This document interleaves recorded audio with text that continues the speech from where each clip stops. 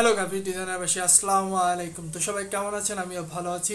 So বন্ধুরা, আজকে এমন একটি ভিডিও নিয়ে এসেছি, সেই ভিডিওটা হয়তো এখন পর্যন্ত কোনো চ্যানেলে এখন পর্যন্ত আপলোড হয়নি। তো এই ভিডিওটা কিন্তু অনেক গুরুত্বপূর্ণ একটা ভিডিও, যারা গ্রাফিক্স ডিজাইন করে থাকেন, মোবাইল গ্রাফিক্স ডিজাইন করে থাকেন তাদের জন্য। তো আপনারা অবশ্যই ভিডিওটি না টেনে শেষ পর্যন্ত দেখবেন। তো আজকের ভিডিওর টপিক হচ্ছে যে বিভিন্ন ডিজাইনের যে সঠিক যে সাইজগুলো আছে, সেই সাইজগুলো কিন্তু আপনারা অনেকে জানেন না। তো সেই সাইজগুলোকে আপনাদের আমি আজকে দেখাবো যে কীভাবে আপনারা বিভিন্ন রকমের পোস্টার ব্যানার ডিজাইনের যে সাইজগুলো আছে সেই সাইজগুলো নিয়ে কিন্তু আজকের এই ভিডিও। তো আমি পোস্টার ব্যানার, এরপরে আইডি কার্ড, এরপরে আর গেট ডিজাইনের সাইজ, এরপরে আপনার যে ব্যানার ডিজাইনের সাইজ, ফ্যানার ডিজাইনের সাইজ, আরও যে সাইজগুলো আছে, এবারে ভিজিটিং কার্ডের সাইজ, আরও যে সাইজগুলো আছে সেই সবগুলো সাইজ কিন্তু আজকে আপনাদের সাথে তুলে ধরবো। সো আপনারা অবশ্যই ভিডিওটি না টেনে শেষ পর্যন্ত দেখবেন। সো আপনি যদি আমার চ্যানেলে নতুন হয়ে থাকেন, hit the subscribe button and press the bell icon. So আজকের এই সাইজের যে পিএলবি ফাইল, সেই পিএলবি ফাইলটা সংগ্রহ করতে হলে আপনাকে আমার ডেসক্রিপশনে চলে যেতে হবে। ডেসক্রিপশনে কিন্তু সেই পিএলবি ফাইলের যে বিভিন্ন পোস্টার ব্যানার ডিজাইনের যে সাইজগুলো থাকবে, এগুলো কিন্তু আমি একটি পিএলবি ফাইল আকারে সেখানে দিয়ে দিব। তো আজকের যে পিএলবি ফাইল, সেই পিএলবি ফাইলে কোনো পাসওয়ার্ড থাকবে না। আপনারা চাইলে কিন্তু সেখান থেকে সেই পিএলবি ফাইলের যে এক পৃষ্ঠার ভিতরে সবগুলো দেওয়া থাকবে, সেটাকে আপনারা ডাউনলোড করতে পারবেন। সো আপনি যদি আমার চ্যানেলে নতুন হয়ে থাকেন, hit the subscribe button, press the bell icon. So কথা না বাড়িয়ে শুরু করছি।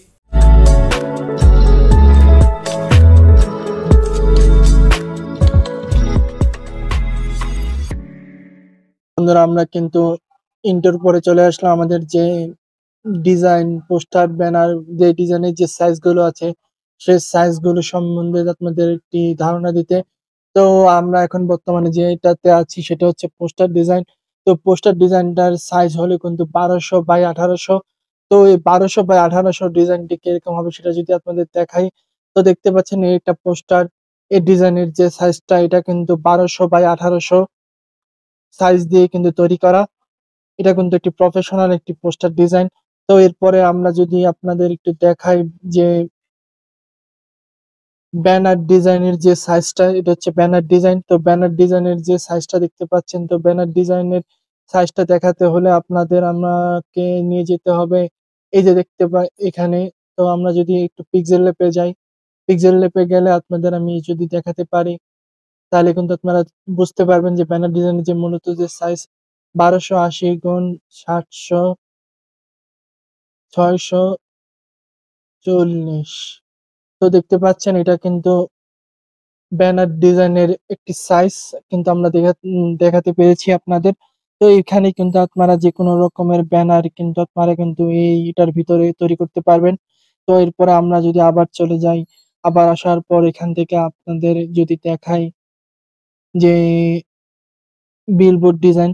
তো অনেকেই যে কোনো জায়গায় বিলবোর্ড আপনারা দেখতে পান, তো সেই বিলবোর্ড ডিজাইনের সাইজটা যদি আপনাদের এখন আমি আবার পিক্সেল ল্যাবে দেখাই, তো পিক্সেল ল্যাবে যে সাইজ অপশনে যে ইমেজ সাইজে ক্লিক করবেন, তো ইমেজ সাইজে গিয়ে আপনার এখানে যদি 5500 বাই 3000 দেন, তাহলে কিন্তু আপনার একটা বিলবোর্ড ডিজাইনের যে প্রকৃত যে সাইজটা আছে সেই সাইজটা কিন্তু আপনারা দেখতে পারবেন।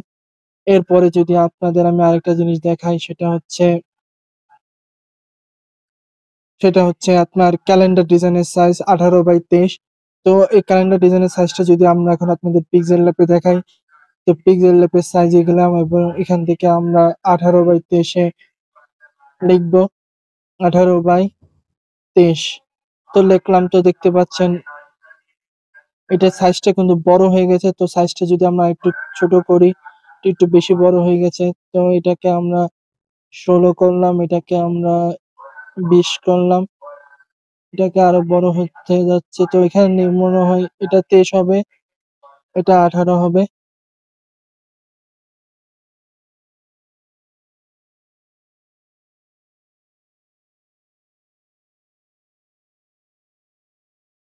তো দেখতে পাচ্ছেন এটা হচ্ছে ক্যালেন্ডার ডিজাইনের একটি সাইজ। তো এরপরে আমরা যদি এখান থেকে আবার যদি এই পাশে যাই, তাহলে আইডি কার্ড ডিজাইনের একটি সাইজ আমরা দেখতে পাচ্ছি 2 বাই 3। তো এখান থেকে আমরা সেই আইডি কার্ড ডিজাইনের সাইজটা দেখানোর জন্য আমরা পিক্সেল ল্যাবে চলে আসবো। এখান থেকে ইমেজ সাইজে চলে যাব, এখান থেকে আমরা 2 বাই 3 এই টাকাটি এখানে দিয়ে দিব। তো দেখতে পাচ্ছেন এটা কিন্তু আইডি কার্ড ডিজাইনের একটি সাইজ কিন্তু আমরা দেখতে পাচ্ছি। তো এখানে কিন্তু আপনারা আইডি কার্ড ডিজাইনটা করতে পারবেন। এরপরে আমরা যদি আবার চলে যাই আবার আসার পর এখান থেকে আপনারা দেখতে পাবেন লিফলেট ডিজাইনের একটি সাইট ৮/১১। তো এখান থেকে আমরা যদি আবার পিক্সেল ল্যাবে চলে যাই, পিক্সেল ল্যাবে গিয়ে এখান থেকে সাইজ অপশনে গিয়ে আমরা যদি এই সাইজটাকে লিখি ৮/১১। সো দেখতে পাচ্ছেন এই সাইজটা কিন্তু একটি লিফলেট ডিজাইনের একটি সাইজ কিন্তু আপনারা দেখতে পাচ্ছেন। তো এরপরে আমরা এখান থেকে আবার চলে যাই। আবার যাওয়ার পরে আমরা যদি এখান থেকে এটা বইয়ের কভার আর্ট ডিজাইনের একটি সাইজ যদি আমরা যদি করতে হয় বইয়ের কভার ডিজাইন, তো সেই সাইজটা দেখার জন্য আমরা আবার চলে যাব পিক্সেল ল্যাবে। তো এখান থেকে আমরা ইমেজ সাইজে লিখব ৬০০০/৮০০০। তো এটা কিন্তু একটা বইয়ের ডিজাইনের একটি সাইট। এখানে কিন্তু আপনারা বইয়ের ডিজাইনটি করতে পারবেন। তো করার পর এরপরে আপনারা যদি আবার চলে যান, আবার আসার পর এরপরে আপনারা দেখতে পারবেন ক্যাশ মেমো ডিজাইন, সেখানে হচ্ছে 5/8। তো এখান থেকে আমরা ইমেজ সাইজে ক্লিক করে ইমেজ সাইজ এখানে আমরা ক্লিক করে দিব 5/8। তো এটা কিন্তু ক্যাশ মেমো ডিজাইনের একটি সাইজ। এটা কিন্তু আপনারা ক্যালেন্ডার ডিজাইনও ব্যবহার করতে পারবেন। ক্যালেন্ডার ডিজাইনটা কিন্তু এরকমই হয়। সো এরপরে আপনারা এখান থেকে দেখতে পাচ্ছেন ক্যাশ মেমো এবং এটা হচ্ছে ক্যালেন্ডার এবং এটা হচ্ছে আপনার বিলবোর্ড। তো এইগুলো কিন্তু আপনারা বিভিন্ন রকমের সাইজ দেখতে পাচ্ছেন। তো এভাবেই করে কিন্তু আপনারা এই সাইজগুলো করতে পারবেন। সাইজগুলো করে আপনারা কিন্তু বিভিন্ন রকম ডিজাইন করতে পারবেন। সো এখন আমি আপনাদের দেখাবো যে কিভাবে আপনারা একটি গেট ডিজাইন করবেন। তো গেট ডিজাইনের সাইজটা হবে 1/2 হবে আপনার যে মূলত যে সাইজটা হয় 1/1, এটা একটু বড় হয়ে যায় 2।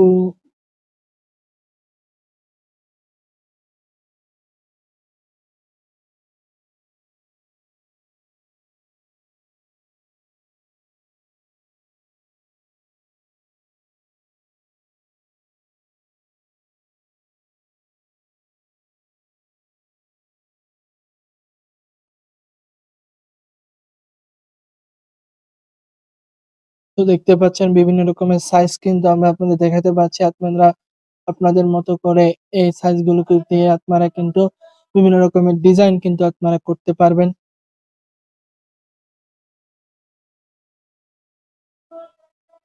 তো দেখতে পাচ্ছেন এভাবে কিন্তু বিভিন্ন রকম ডিজাইন কিন্তু আপনারা এখানে করতে পারবেন আপনাদের বিভিন্ন সাইজের দিয়ে।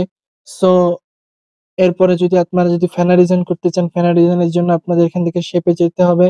শেপে গিয়ে এখান থেকে আপনারা এই যে দেখতে পাচ্ছেন এখানে একটা অপশন আছে ফ্যানা ডিজাইনের জন্য। এই যে অপশনটা দেখতে পাচ্ছেন এই অপশনে আপনারা ক্লিক করে দিবেন এবং এখান থেকে আপনারা এটাকে বড় করে নিয়ে আপনারা কিন্তু এখানে ডিজাইনটা করতে পারবেন। ডিজাইনটা করার পর এখান থেকে যেয়ে এখানকে ট্রান্সপারেন্ট করে আপনারা কিন্তু সেই ডিজাইনটা বিভিন্ন জায়গায় কিন্তু সেট করতে পারবেন।